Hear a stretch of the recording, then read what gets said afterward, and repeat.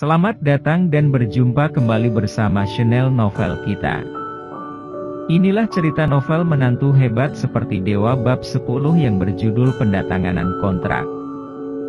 Hal yang tak terduga terjadi pada Erika Buana ketika Erika melaporkan namanya. Kedua petugas keamanan itu segera membungkuk dan memberi hormat. Ternyata Nona Buana, akhirnya Anda di sini. Presiden Wibowo sedang menunggu Anda. Ada apa ini? Menungguku? Erika sedikit bingung. Dua penjaga keamanan buka pintu kaca dan mempersilahkan Erika masuk. Erika menoleh ke arah Halek Gunawan dengan heran. Mungkinkah tali keberuntungan ini benar-benar berhasil? Senyum kemenangan muncul di wajah Halek. Kemudian dia mengacungkan sepasang jempol pada Erika. Erika segera berjalan masuk ke dalam gedung kantor cabang Wibowo Group dengan penuh percaya diri. Begitu memasuki pintu utama, seorang wanita cantik bertubuh langsing dengan rok kantoran datang menyambut. Maaf, apakah Anda Nona Buana? Erika dengan cepat berkata. Benar. Apa kabar Nona Buana? Saya adalah sekretaris Presiden Wibowo. Presiden Wibowo telah menunggu Anda selama 1 jam. Silakan ikut saya. Erika merasa seperti sedang bermimpi. Dia mengikuti sekretaris itu ke dalam lift dan kemudian tiba di kantor Presiden Wibowo. Melihat Erika datang, pria parubaya yang duduk di kursi bos yang terbuat dari kulit asli itu dengan cepat berdiri dan memperkenalkan dirinya. Nona Buana, aku adalah penanggung jawab proyek kota Jakarta dari Wibowo Group. Namaku Yuda Wibowo. Apa kabar Presiden Wibowo? Erika Buana sedikit tidak yakin bagaimana menanggapi antusiasme dari Yuda. Yuda Wibowo adalah orang terkemuka.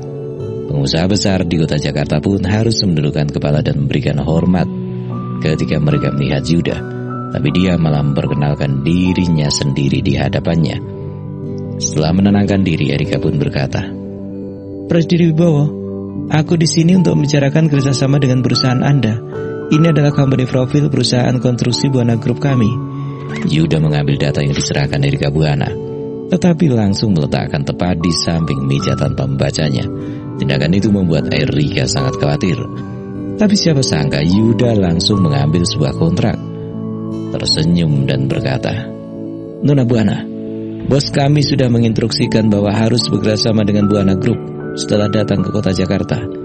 Kontrak ini sudah tertuliskan harganya. Aku sudah menandatanganinya. Jika setuju dengan harganya, kamu hanya perlu menandatangani. Erika sangat terkejut. Dia mengambil kontrak dan membacanya dengan seksama. Ketika dia melihat proyek dan harganya, ya Tuhan, harga yang ditawarkan beliau bahkan 5% lebih tinggi daripada harga yang akan aku tawarkan.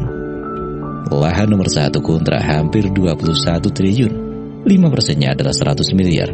Dengan kata lain, keluarga Wibowo tidak hanya memberikan sendiri kontrak untuk lahan nomor 1, tapi juga berinisiatif untuk membuat perusahaan Buana menghasilkan pendapatan tambahan 100 miliar. Kenapa? Nona Buana tidak puas dengan harganya. Kita masih bisa menegosiasikannya. Melihat reaksi Erika yang belum juga menandatangani kontrak, Yuda mulai merasa gugup. Tepat 1 jam yang lalu, tuan besar dari keluarga Wibowo secara pribadi menelpon dan memberitahu Yuda bahwa keuntungan terbesar dari Teluk Indah harus dibagi dengan keluarga Buana. Erika, nona besar dari keluarga Buana, akan datang kepadanya untuk menandatangani kontrak. Adapun harga kontrak akan diputuskan sendiri oleh Yuda. Namun Pak Tua Wibowo berkata di akhir bahwa jika masalah ini tidak diselesaikan dengan baik, kamu harus berhenti bekerja di perusahaan. Sebaiknya kembali ke kampung halamanmu dan bertani. Yuda hanyalah keponakan dari tuan besar Wibowo. Dia tidak memiliki banyak keuntungan dalam keluarga. Dia sangat gugup saat dipercayakan untuk mengelola proyek sebesar ini. Dia tahu bahwa jika masalah ini tidak dapat memuaskan Erika, pamannya akan memutuskan semua harapan masa depannya. Erika yang melihat Yuda mendesanya dengan cepat menjawab, Presiden Wibowo, aku setuju. Aku akan menandatanganinya. Setelah menandatangani kontrak, Erika tidak bisa tenang dalam waktu yang lama. Semua ini berjalan terlalu lancar. Mungkinkah tali keberuntungan benar-benar berfungsi sebagus ini? Setelah mengantar pergi Erika, Yuda kembali tenang. Dia dengan cepat membuat panggilan. Apakah kamu Kak Alek? Aku adalah keponakan Haris Wibowo, Yuda. Pamanku mengatakan kepada aku bahwa Kak Alek adalah pahlawan yang hebat. Baru saja aku telah memberikan kontrak kepada Erika sesuai dengan perintahmu. Kak Alek, kapan kamu luang? Aku benar-benar ingin bertemu denganmu. Suara Alek terdengar dari seberang telepon. Bagus jika sudah selesai. Tidak terburu-buru bertemu. Aku mungkin masih akan mencarimu dalam beberapa hari ke depan. Oke? Jika ada yang harus aku lakukan, Kak Alek tinggal katakan saja. Erika membawa kontrak yang telah ditandatangani dan berjalan keluar dari pintu Wibowo Group dalam keadaan linglung. Dan Alek mendekatinya. Erika, mengapa kamu seperti kehilangan jiwa? Apakah kamu menandatangani kontraknya? Erika berkata dengan emosional. Aku menandatanganinya. Aku tidak percaya ini adalah kenyataan. Alek, aku tidak sedang bermimpi kan? Karena kontrak sudah ditandatangani, ayo kita pulang. Erika, kamu mengemudi di depan. Aku akan mengikutimu dengan sepedaku dari belakang, kata Alex sambil tersenyum. Erika memandang sepeda Alex dan tiba-tiba merasa bersalah dalam hatinya. Meskipun dia bukan keluarga kaya, tapi dia masih memiliki kemampuan ekonomi yang memadai. Selama setahun terakhir, dia beralasan tidak suka makan makanan hotel. Alex mengendarai sepeda tua itu untuk mengantarkan makan siang kepadanya setiap hari ke Hotel Empire. Tidak peduli hujan, badai, ataupun angin besar, tidak peduli seberapa dingin ataupun panas, dia tidak pernah mengeluh. Seketika hidungnya menjadi masam dan air matanya hampir jatuh. Erika mencoba tersenyum. Sepeda itu sudah terlalu tua. Aku menandatangani kontrak hari ini. Buang saja, aku akan menggantinya dengan motor nanti. Tanpa diduga, Alex berkata, tidak, walaupun sepeda ini sudah tua, tapi ini dikendarai olehmu saat duduk di bangku SMA. Masih ada auramu di sini? Aku merasa nyaman mengendarainya dan masih bisa sekalian berolahraga. Erika berpikir sejenak. Oke, aku akan menelepon nenek. Kontrak telah ditandatangani. Aku akan memintanya untuk merayakan pencapaian kita.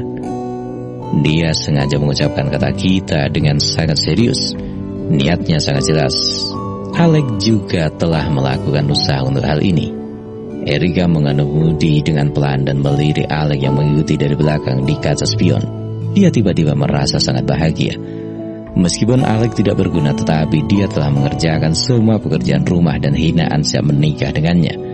Dia memang tidak memiliki kemampuan, tapi dia telah menjaga cintanya dan tidak pernah mencari wanita lain di luar. Sebelumnya aku selalu meremehkannya karena tidak pernah mencapai pencapaiannya besar. Tapi ini harusnya adalah masalahku sendiri, karena aku tidak dapat menahan penilaian buruk dari orang luar terhadap suamiku. Sebenarnya, selama dia benar-benar baik padaku, itu sudah sangat baik. Mana ada orang yang sempurna. Ibu, ayah, dan nenek selalu meremehkan Alex. Hari ini jika Alex tidak menyemangatiku dan susah payah mendapatkan tali keberuntungan, mana mungkin aku bisa menandatangani kontrak sebesar ini. Sekarang kontrak sudah di tangan. Mereka juga seharusnya mengubah pandangan mereka tentang Alex, bukan? Lalu Satria, aku ingin lihat siapa di antara kalian yang berani memandang rendah kami di masa depan. Aku ingin melihat bagaimana kamu memanggil aku dengan sebutan kakak. Bersambung. Jangan lupa share, like and subscribe.